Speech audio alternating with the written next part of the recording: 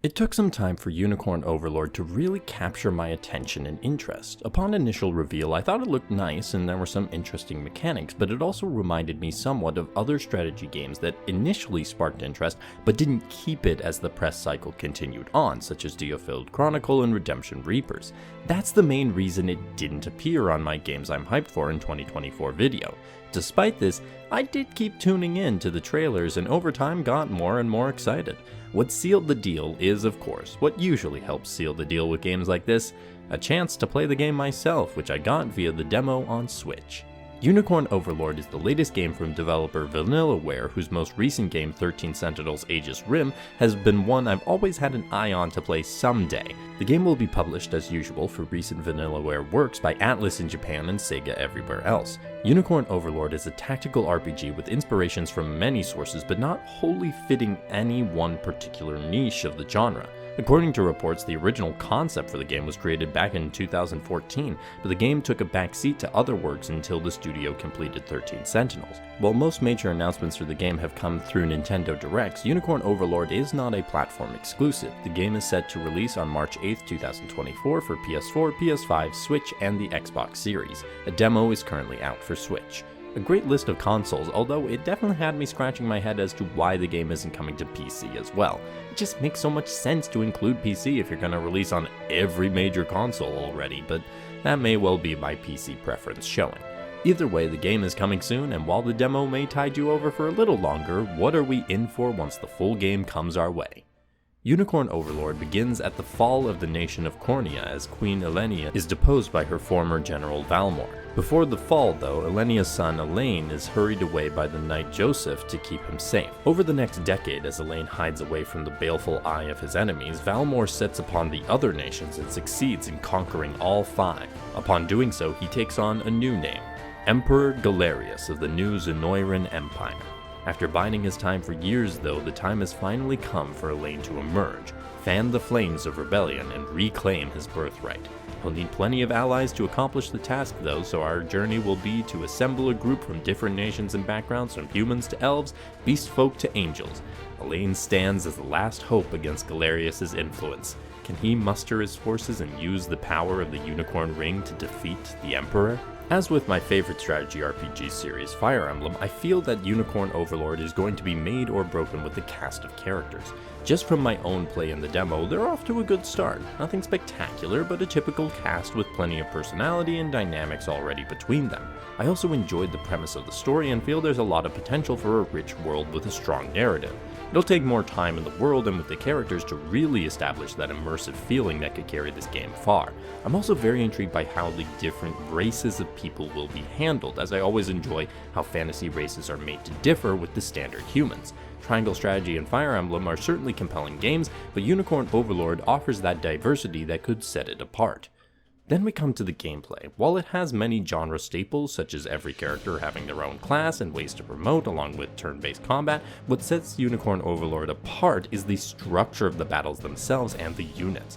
From your base, you will deploy a set of units. These aren't usually individual characters by themselves, but characters in groups making up a small force. The enemy groups you will encounter are similarly set up, and you move your groups around to claim objectives and take on enemies.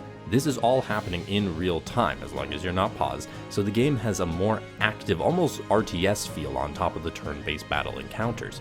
You use Valor to deploy units on the map, as well as using the extremely useful Valor skills. In some ways, it reminds me of the overall strategy of Valkyria Chronicles, and as I've been dying for a game reminiscent of VC for years now, that's a huge point in Unicorn Overlord's favor. I'm still early on, obviously, with the demo, but I'm fascinated with how this will work and the sheer scope the later battles could reach. If you do encounter an enemy group, you will engage in combat where everyone will get at least one turn for active attack. Every character on top of that has a passive ability that can trigger once in those battles. For instance, the Priestess Scarlet will heal after anyone in the unit takes damage. Once the battle turns are resolved, the battle winner is declared. Obviously, if an enemy unit is completely defeated, they will disappear from the map. But if they weren't fully finished off, the loser will be stuck in waiting and is vulnerable to attack. Attacking a waiting enemy guarantees a first strike. As is standard in the genre, certain weapons or attack types will be more effective against others. Archers against flying units, magic against armor units, etc. I definitely felt more like a commander on high playing Unicorn Overlord than with other strategy RPGs of late, and I enjoyed the experience. If you want to train up particular units, you can use your honor, a reward granted from quests, to promote them to better classes. You can also give them more battle experience in the auxiliary battles, repeatable battles against phantom enemies. Pretty much this is where you go to grind up levels for your characters and provide items called treatises that give characters experience and are even better if used on particularly low-level characters. I don't know how the different difficulty modes play into this, but these options are always nice to have. Now obviously the battles are a big part of the appeal of Unicorn Overlord and the most fun I had with the demo, but there is plenty more beyond that from what we've seen in the trailers thus far. As you explore around the main map, securing your territory and liberating more, you can encounter side quests. These side quests give item rewards and potentially new allies, although it does sound like most of the characters will come from main story quests. There are also items on the overworld map to keep an eye out for if you don't want to spend all your money in the towns, and you definitely don't because you'll need that money for many things. Many delicious looking things. Some of the side quests will involve liberating towns, and you can then use your resources to help rebuild those towns, gaining more items or services. The most delicious one being the food found in the various taverns called feasts, which help boost the socialization between your companions. The socialization between units is governed by rapport, which you can get from eating meals together or fighting battles together. Get enough rapport between certain characters and they can have a rapport conversation to find out more about them and their bond. Each rapport level gained boosts the pair's abilities on the battlefield when fighting together as well. All of this should sound very familiar for those accustomed to Fire Emblem's support model, and I welcome the addition. Not only will it give us more time to spend with our favorite characters, but the tangible gameplay rewards for doing so are most welcome. You can also give gifts to characters based on their interests and gain rapport depending on their reception to said gift. Now presentation wise, the visuals stood out to me immediately, but it did take me a little while to figure out why. The character designs are well detailed and distinctive from one another, and the landscapes in all the settings, despite being 2D backgrounds, have a great sense of life.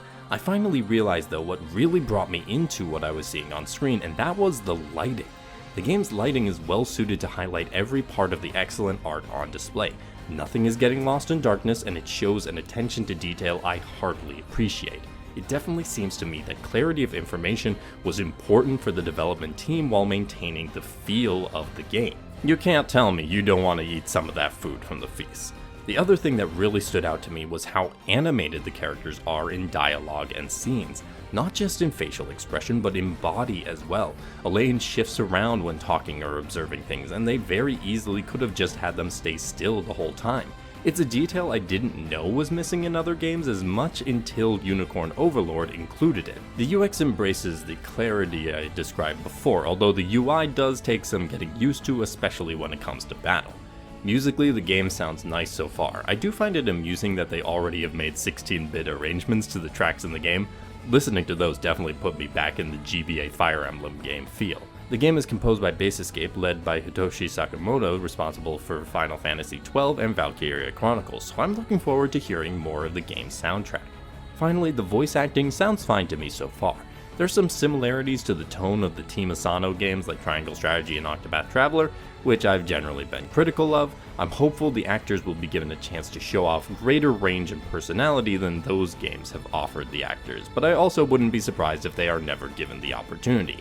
I like the way Unicorn Overlord looks, animates, sounds, and plays. I hope that stays the case throughout the entire game. In certain circles, Unicorn Overlord discussion has been difficult to escape, but I'm also cognizant that those circles I'm in don't generally reflect the main gaming public. In this busy time of games, especially RPGs, I felt it was important to bring more attention to this title because I'm worried it may fall under the radar. Maybe my fears are unfounded, but either way, I'm certainly excited to play Unicorn Overlord in the future. It looks like a very fun strategy RPG with a standout presentation and lots of side content to dive into as well. Are you planning to get the game, or maybe give the demo a try? Let me know your thoughts on Unicorn Overlord in the comments, and give the like and subscribe buttons a tap on the way by. Thank you for giving my video a watch, and I hope to see you in the next one. Have a great day, and happy gaming.